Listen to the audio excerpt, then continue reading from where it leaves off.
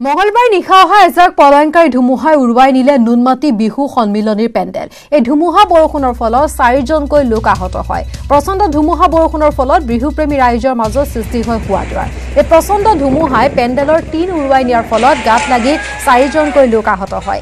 ইয়াৰ মাজতে প্ৰলয়ংকাৰী ধুমুহাজাকে বিহুৰ পেণ্ডেল ভাঙি তছনছ কৰে। দৃশ্য আমি দেখুৱাইছো কিদৰে ধুমুহা এনেদৰে ভাঙিছে মূল মঞ্চ আৰু আজি পুৱা বিহু সন্মিলনৰ কৰ্মকৰ্তাসকল উপস্থিত হৈ শ্ৰমিকৰ সহায়ত তছনছ হোৱা পেণ্ডেল আঁতৰাই অন্তিম দিনৰ কাৰ্যসূচী মুকলিকৈ আয়োজন কৰাৰ ব্যৱস্থা কৰিছে।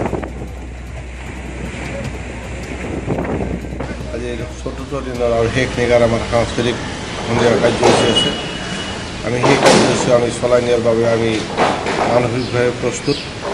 ইতিমধ্যে আমাৰ আপোনালোকে লক্ষ্য কৰিছেই আমাৰ ৰভাৰ বৰ্ডৰ জিলাৰ যি তাণ্ডৱ প্ৰাকৃতিক দুৰ্যোগৰ বাবে আমাৰ প্ৰায় এটা ছাইড যথেষ্ট ক্ষতিসাধন হৈছে।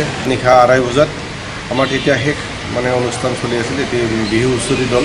এই সময়তে আমাৰ চকুৰ সন্মুখতে এই অনুষ্ঠান এই বৰ্ডৰ জিলাৰ যিটো তাণ্ডৱ আমি পৰিলক্ষিত কৰিছিলোঁ।